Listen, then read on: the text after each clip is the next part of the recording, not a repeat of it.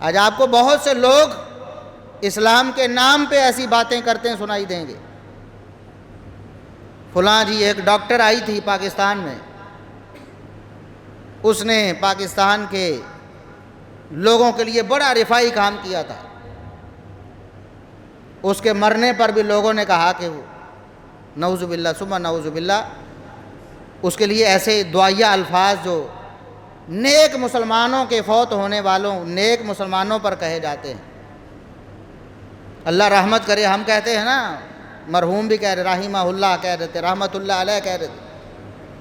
ایسے الفاظ بھی اس کافرہ عورت کے مرنے پر کہے گئے. یاد رکھیں، کسی کافر کی دنیا میں کی ہوئی نیکی قابل قدر ہے، اللہ رب العزت بھی اس کی قدر کرتا ہے، لیکن دنیا میں مسلمان بھی اس کی قدر کرتے ہیں، لیکن دنیا میں، آخرت میں اس کا کوئی حصہ نہیں. صحیح مسلم میں ہی نبی کریم صلی اللہ علیہ وسلم کی ایک دوسری حدیث ہے، سیدہ عائشہ صدیقہ رضی اللہ عنہ بیان کرتی ہیں، میں نے کہا اللہ کے رسول، دور جاہلیت میں ایک شخص گزرا ہے بہت بڑا سخی، جس طرح ہم حاتم طائی کی مثال دیتے ہیں نا، سخاوت میں بے مثال شخصیت، اسی طرح عبداللہ بن جدعان دور جاہلیت میں ایک بہت بڑا سخی شخص تھا، جس کی سخاوت کی مثالیں پوری دنیا میں مشہور تھیں، جس نے اپنی زندگی میں اپنا مال، اپنے اسباب، سب کچھ غریبوں، یتیموں، مسکینوں کے لیے لٹا دیا. اس نے انسانیت کی بہت بڑی خدمت کی. تو سیدہ عائشہ رضی اللہ عنہا کہتی ہیں، اللہ کے رسول، میں نے پوچھا اللہ کے رسول، ابن جدعان جو تھا دور جاہلیت میں اس نے بہت بڑی انسانیت کی خدمت کی ہے، مسکینوں کو کھانا کھلاتا تھا، غریبوں، یتیموں، مسکینوں کا خیال کرتا تھا. آپ کا کیا خیال ہے؟ حل ذالک نافعہ، کیا اس کی یہ انسانیت کی خدمت اس کو کوئی فائدہ دے گی؟ پوچھنے کا مقصد کیا تھا؟ دنیا میں تو فائدہ دے ہی رہی تھی نا، اس کی تعریف ہو ہی رہی تھی، آخرت میں کیا اس کو کوئی فائدہ ہوگا اس کی خدمت انسانیت کا؟ اللہ کے رسول صلی اللہ علیہ وسلم فرمایا لا ینفعہ، بالکل آخرت میں اس کی یہ جو خدمت انسانیت ہے اس کو کوئی فائدہ نہیں دے گی، اس لیے کہ اس نے زندگی میں ایک دفعہ بھی اپنے رب پر ایمان کا اظہار نہیں کیا. وہ غریبوں، یتیموں، مسکینوں پر مال خرچ کرتا رہا، وہ انسانیت کی خدمت ضرور کرتا رہا، لیکن اس نے اپنے رب کو ہی نہیں پہچانا ہے. اس نے کسی ایک دن بھی نہیں کہا کہ یا اللہ قیامت کے دن میرے گناہوں سے مجھے معاف کر دینا. وہ ایمان نہیں لایا تھا. جب ایمان نہیں لایا تو اس کا کوئی بھی عمل قیامت کے دن اس کو کوئی فائدہ نہیں دے گا، کوئی فائدہ نہیں دے گا. اس لیے یہ عقیدہ بنائیں قرآن کی روشنی میں اور محمد الرسول اللہ صلی اللہ علیہ وسلم کے فرامین کی روشنی میں کہ محمد الرسول اللہ صلی اللہ علیہ وسلم کا کلمہ پڑھے بغیر آپ کی نبوت اور رسالت کے اعلان کے بعد کوئی شخص جنت میں نہیں جا سکتا، نہیں جا سکتا. وہ کوئی انگریز ہو، یہودی ہو، نصرانی ہو، ہندو ہو، سکھ ہو، بدھ ہو، دنیا کے کسی مذہب کو ماننے والا ہو یا دنیا کے ہر مذہب کا انکار کرنے والا ہو، وہ اگر اسی حالت میں مر جاتا ہے، محمد الرسول اللہ صلی اللہ علیہ وسلم پر ایمان نہیں لاتا، تو وہ جنت میں نہیں جا سکتا. یہ بالکل کتاب و سنت کی روشنی میں دو ٹوک موقف ہے.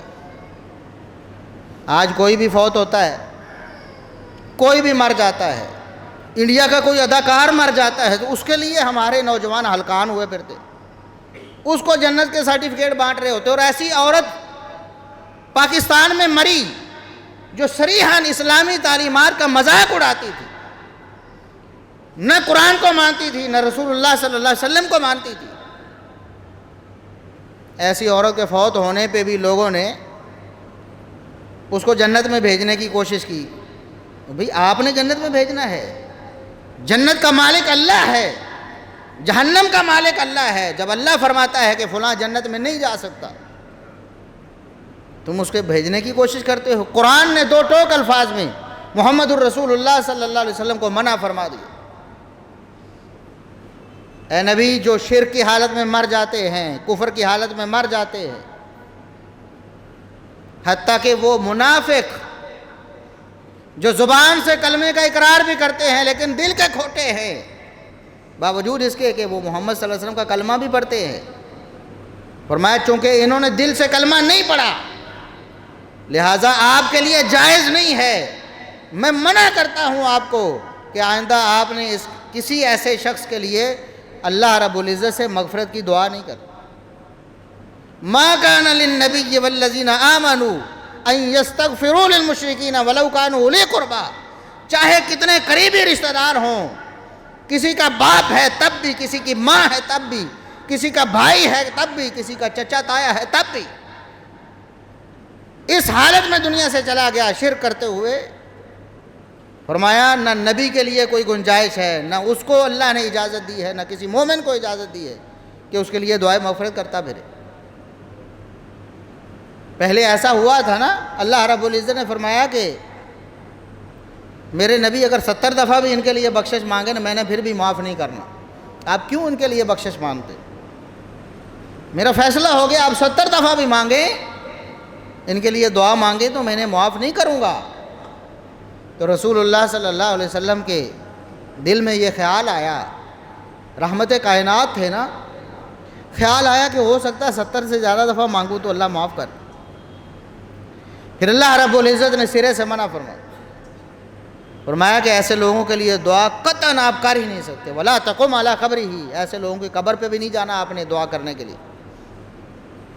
میں نے فیصلہ کر دیا ہے کہ ایسے لوگوں کو جنت میں داخل نہیں کرنا۔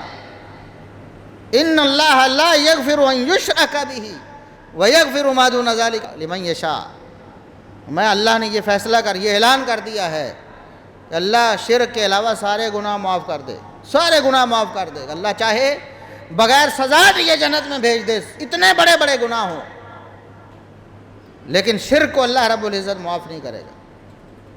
ساری زندگی خوبیاں ہی خوبیاں ہیں، سب کچھ ہے، صدقہ و خیرات ہے، غریبوں یتیموں مسکینوں کا خیال ہے، انسانیت کی خدمت ہے، لیکن عقیدے میں کفر ہے، شرک ہے تو اللہ رب العزت معاف نہیں کرے گا، یہ فیصلہ ہو چکا ہے۔